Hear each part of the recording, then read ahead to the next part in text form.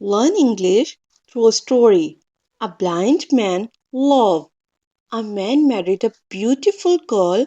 He loved her very much.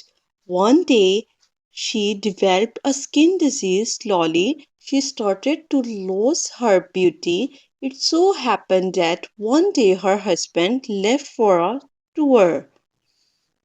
While returning, he met with an accident and lost his eyesight. However, their married life continues and unusual, but as days passed, she lost her beauty gradually. Blind husband did not know this, and there was not any difference in their married life. He continues to love her, and she also loved him very much.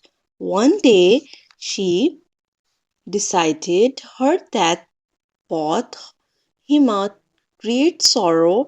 He finished all her last retards and wanted to leave that town.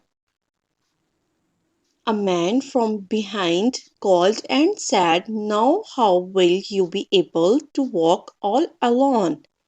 All these days your wife used to help you."